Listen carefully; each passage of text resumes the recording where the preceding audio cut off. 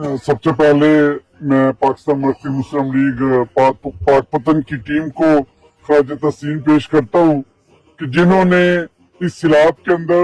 یہ پاک پتن کا علاقہ، عارف والا کا علاقہ جو متاثر ہوا دریا ستلج کی وجہ سے، اس کے اندر طغیانی کی وجہ سے، تو الحمدللہ اس ٹیم نے پہلے دن سے جو نا وہ کام کا آغاز کیا اور آج تک اللہ کی توفیق سے ان متاثرین کی مدد کے لیے پیش ہے۔ اور اس کے بعد پاکستان مرکزی مسلم لیگ فیصل آباد کی ٹیم جو ریاست طارق صاحب، ظفر چیمہ صاحب، عمر بٹ صاحب، جو الحمدللہ ہر اس علاقے کے اندر یہ پہنچے کہ جہاں سیلاب نے لوگوں کو متاثر کیا،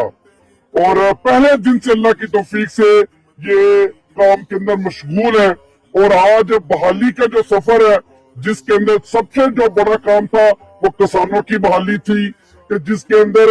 20 سے 25 لاکھ ایکڑ رقبہ جو پنجاب کا تھا،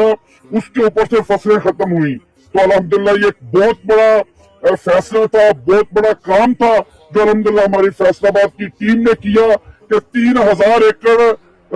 جو رقبہ ہے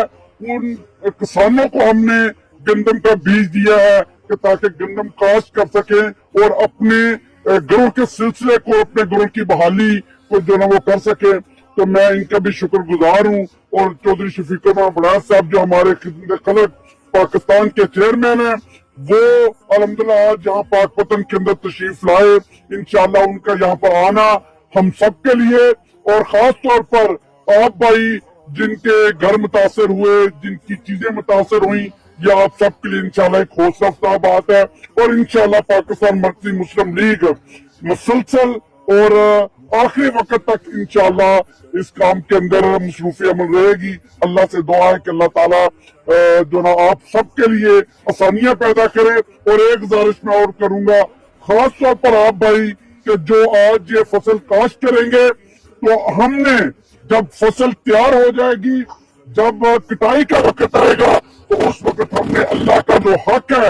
عشر کا، اس کو ہم نے بھولنا نہیں ہے۔